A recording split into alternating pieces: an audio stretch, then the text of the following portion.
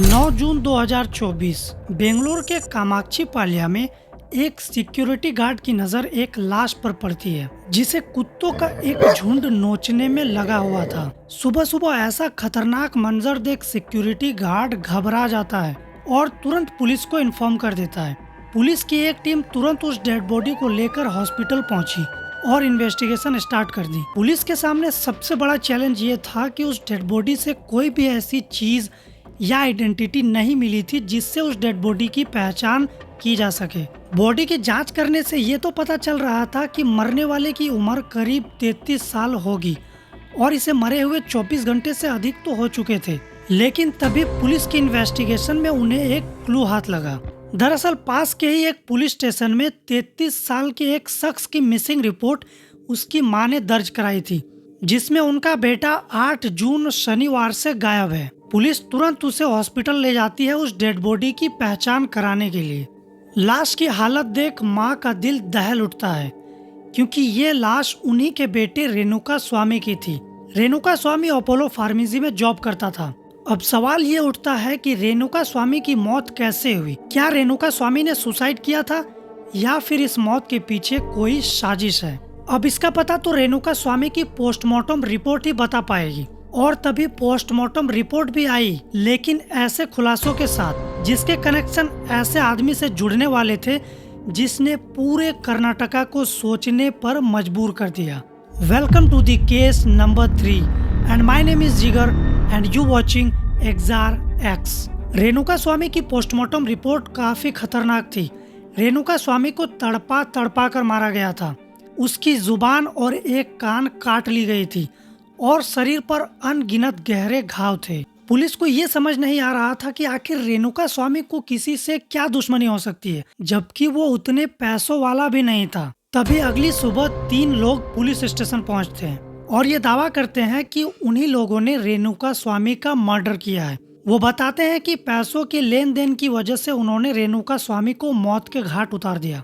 लेकिन यहाँ पर सोचने वाली बात यह है कि इन तीनों कातिलों का अपने आप से ही पुलिस स्टेशन आना और खुद से ही जुर्म कबूलना, ये वहाँ के एसपी को हजम नहीं हुई और उन्होंने एक आइडिया लगाया। उन्होंने उन तीनों को अलग अलग बुलाकर अलग अलग से पूछताछ की और उन तीनों का जवाब अलग अलग था। पुलिस को यहाँ से ये तो साफ पता चल चुका था कि ये तीनों झूठ बोल रहे हैं या तो बात को छुपा रहे हैं। तब पुलिस ने उन तीनों की कॉल डिटेल्स और लोकेशन पता करने के लिए एक टीम को बुला लिया।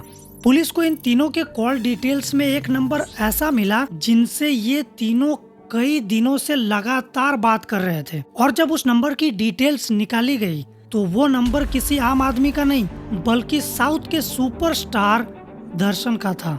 और अब यहीं से शुरू होती है रेणुका स्वामी की मर्डर मिस्ट्री का खेल। पुलिस को ये समझ नहीं आ रहा था कि इतने बड़े फिल्म स्टार और इन 3 कातिलों के बीच आखिर कनेक्शन क्या हो सकता है। तब पुलिस को शक हुआ और उसने उन तीनों से दोबारा से सख्ती से पूछताछ की और उन तीनों में से एक ने ऐसा ऐसा राज खोला जिससे पूरे कर्नाटका में हड़कंप मच गई। दर्शन की लाइफ कंट्रोवर्सी से भरी हुई है। दर्शन की शादी 2003 में विजया लक्ष्मी से हुई और शादी होने के कुछ समय बाद से ही उन दोनों के बीच रिश्ते कुछ ठीक नहीं थे। उनके बीच लड़ाइयाँ शुरू हो गई जिससे दर्शन को जेल भी जाना पड़ा। दर्शन और उसकी पत्नी के टूटते हुए रिश्तों की असली वजह पवित्रा गौड़ा थी और 10 साल से इनके बीच अफेयर चल रहा था। पवित्रा गौड़ा एक फैशन डिजाइनर और साइड रोल करने वाली एक्ट्रेस थी। पवित्रा गौड़ा की एक बेटी भी थी और कुछ समय पहले ही पवित्रा और उसके पति के बीच रिश्ता खराब होने की वजह से पवित्रा अपनी बेटी के साथ अकेले रहने लगी और बाय चांस एक दिन पवित्रा दर्शन से मिली और वो धीरे धीरे मिलती रही जिससे वो दर्शन के काफी करीब आ गई। सब कुछ चुपचाप से ही चल रहा था, लेकिन तभी पवित्रा ने सोशल मीडिया पर ये रील पोस्ट किया Happy birthday जिसमें पवित्रा की बेटी के साथ दर्शन केक काटते हुए दिखे। और बवाल तो तब हुआ जब पवित्रा ने सोशल मीडिया पर इसी साल ये पोस्ट कर दिया मಳೆ ಬಿಲ್ಲು ಒಂದು ಮಳೆ ಮೋಡ ಹೇಗೋ ಜೊತೆಯಾಗಿ। और इस रील की वजह से सबको ये पता चल गया था कि दर्शन शादीशुदा होते हुए भी 10 साल से पवित्रा गौड़ा को डेट कर रहे हैं। अब आपके दिमाग में ये सवाल आ रहा होगा कि आखिर रेणुका स्वामी के मर्डर का इन सब से क्या कनेक्शन है। दरअसल दर्शन की काफी तगड़ी फैन फॉलोइंग है और उन्हीं फैंस में से एक रेणुका स्वामी भी था जो उसे भगवान जैसा मानता था। और जब फैंस को ये पता चल गया कि दर्शन की शादीशुदा जिंदगी में कोई और लड़की आ गई है तो ये बात उन्हें बिल्कुल भी अच्छी नहीं लगी। इसी वजह से पवित्रा गौड़ा को सोशल मीडिया पर काफी ज्यादा हेट मिलने लगा। बहुत सारी उल्टी पुल्टी गालियां उन्हें सोशल मीडिया पर देने लगे लोग। और वहीं विजया लक्ष्मी को फैंस का सपोर्ट भर भर के मिल रहा था। रेणुका स्वामी दर्शन को भगवान जैसा मानता था और इसीलिए वो चाहता था कि उनके हीरो दर्शन और उनकी पत्नी विजया लक्ष्मी के बीच कोई भी दूसरी लड़की ना आए। और इसीलिए वो पवित्रा गौड़ा को मैसेजेस करने लगा।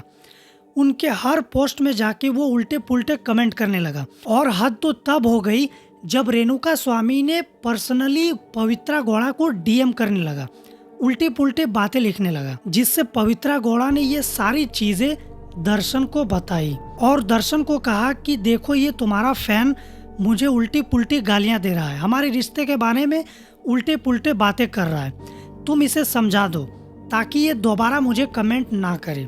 लेकिन रेणुका स्वामी नहीं रुकी, वो लगातार मैसेज पे मैसेजेस करने लगे, वो उल्टे पुल्टे कमेंट करते रहे, जिससे दर्शन को बहुत ज्यादा गुस्सा आ गया। इन सब से परेशान होकर दर्शन ने रेणुका स्वामी की पूरी डिटेल्स निकाली कि वो कहाँ रहता है, क्या करता है। और जब रेणुका स्वामी काम करके घर आ रहा था तो दर्शन के आदमियों ने उन्हें रोक लिया और रेणुका स्वामी से कहा कि वो दर्शन से उसे मिलाएंगे, जिसे सुनकर रेणुका स्वामी तो बहुत ही ज्यादा खुश हो गया क्योंकि रेणुका स्वामी पहले से ही दर्शन का बहुत बड़ा फैन था। और ये झूठा झांसा देकर रेणुका स्वामी को किडनैप कर लिया जाता है और उसे मैसूर के दर्शन तुगुदीपा फार्म हाउस लेकर गए। रेणुका स्वामी को अभी भी यही लग रहा था कि जिसे वो अपना भगवान मानता है, जिसे वो देखने के लिए बेकरार है, आज उसका हीरो उसके आंखों के सामने आने वाला है। लेकिन बेचारे को ये कहाँ पता था कि जिसे वो अपना सब कुछ मानता है,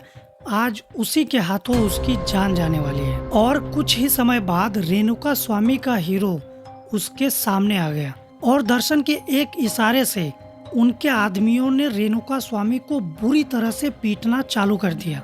रेणुका स्वामी को यहाँ पर कुछ भी समझ नहीं आ रहा था कि उन्हीं के हीरो के एक इशारे से उन्हें इतना क्यों पीटा जा रहा है।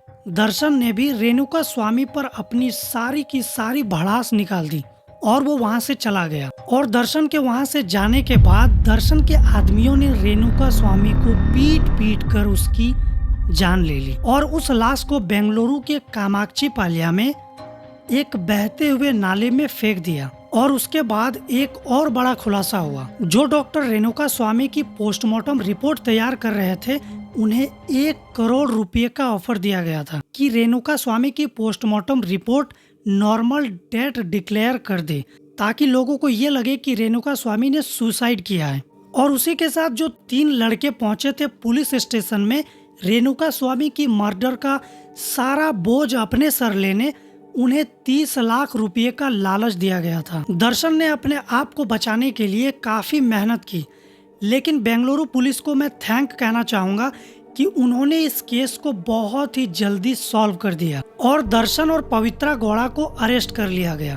और रेणुका स्वामी की मर्डर के पीछे जिस का भी हाथ था, उन सबको भी पकड़ लिया गया है। आपको ये स्टोरी कैसी लगी हमें कमेंट में जरूर बताएं, क्योंकि ये चेहरा भी आपको बिल्कुल नया दिख रहा है। और अगर आपका सपोर्ट और प्यार हमें मिला तो हम बहुत दूर तक भी जा सकते हैं। इसीलिए वीडियो को लाइक ज़रूर से कर देना और चैनल को भी सब्सक्राइब ज़रूर से कर लेना।